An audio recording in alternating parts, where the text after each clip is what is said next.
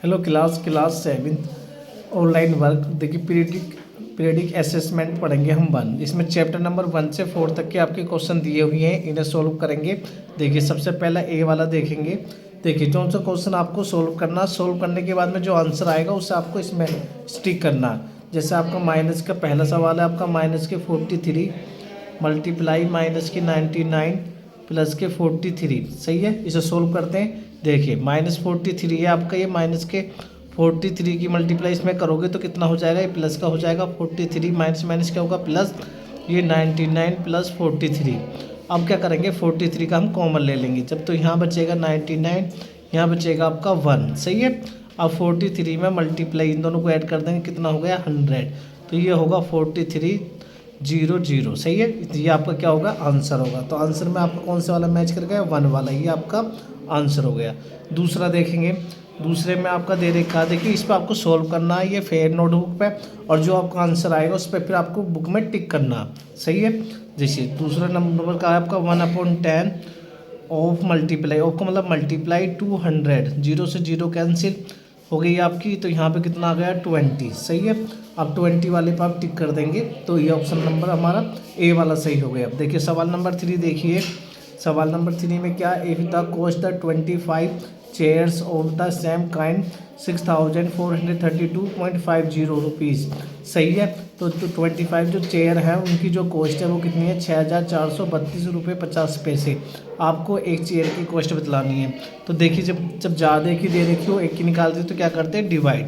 तो हम डिवाइड करेंगे, 25 का डिवाइड करेंगे 6432.50 में। सही है, चलो डिवाइड करते हैं। देखिए 25 का टेबल इसमें पढ़ेंगे, 64 में कितने बार जाएगा, 2 टाइम जाएगा, तो ये होगा 25 2 जा 15, तो कितना बचेगा 4, यहाँ 1, यहाँ से नोट कर लेंगे कितना आएगा 3। अब देखिए 25 का टेबल इसमें पढ़ेंगे तो क्या बार जाएगा, ये जाएगा आपका यहाँ पे 5 बार जाएगा। देखिए 5 बार जाएगा, तो आप देखिए तो ये आ जाएगा आपका 125 हो गया। सही है, अब इसमें से कैरी लेंगे, कितना होगा 13 में से 5 माइनस करेंगे, कितना हो गया आपका 8। अब यहाँ पे कितना बचेगा 1 बचेगा आपका, यहाँ से कैरी जाने के बाद में आप कितना नोट करेंगे 2 नोट करेंगे यहाँ पर। अब इसमें देखेंगे, देखिए अब कितनी बार जाएगा, अब जाएगा आपका 7 बार।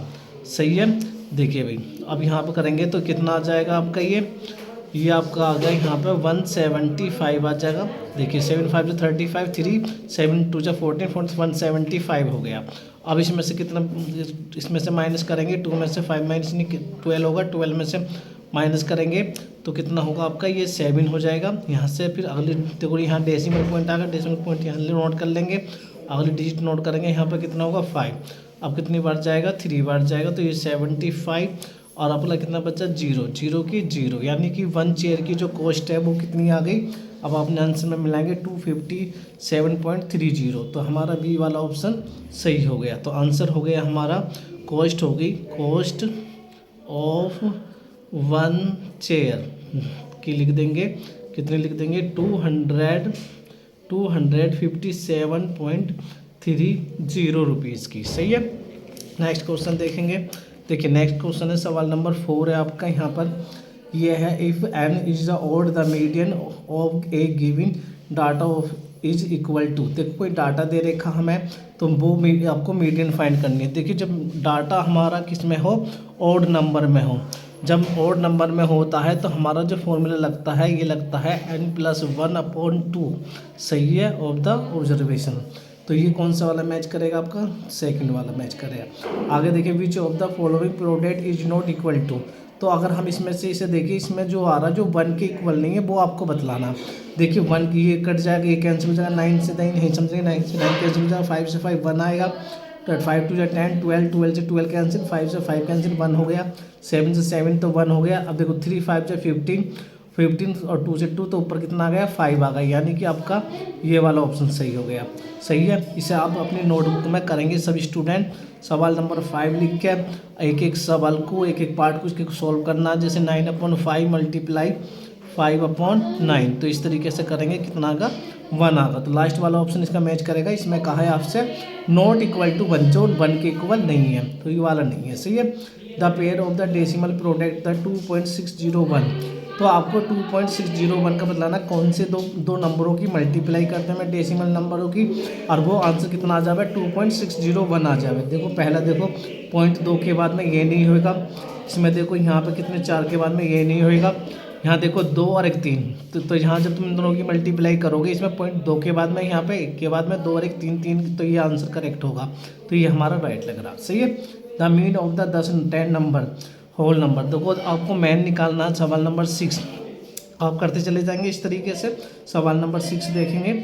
सवाल नंबर 6 में क्या आपको मीन निकालना, 10 होल नंबरों का मीन निकालेंगे। जब मीन का फॉर्मूला लगाएंगे तो इसे देखो आपको स्टार्ट करना है इसमें the mean of the 10 whole number शुरू होते हैं 0 से। 0 1 2 3 4 5 6 7 8 9, ये आपके 10 होल नंबर हो जाएंगे जो शुरू से 0 से शुरू करेंगे 10। तो इन सब का नंबर आएगा, ऐड करोगे ऊपर वाली संख्याओं का 45/10। तो ये हमारा क्या है मीन है। तो मीन हमारा कितना हो जाएगा, मीन हो जाएगा 4.5। तो 4.5 चेक करेंगे, 4.5 ये होगा, ये सही हो गया। सही है। 35 सवाल नंबर 8 है आपका। 35 में 35 डिवाइड में आप डिवाइड करोगे 0.005 का। सही है। देखिए किस करके 35 कितना 0.005। अब यहाँ पे इसका डेसिमल पॉइंट हटाएंगे तो ऊपर क्या कर देंगे, मल्टीप्लाई कर देंगे। 35.00 कितनी हो गई 30 अपॉन कितना 5 से 35 कितना हो गया 7000। ये आपका आंसर हो गया। तो इस 7000 वाले पे टिक कर लेंगे। तो सवाल नंबर 8 तक आप 1 से लेके 8 तक अपनी नोटबुक में सॉल्व करेंगे, जो भी आएगा उसका आंसर यहाँ टिक करेंगे आप। सही है। Thank you class.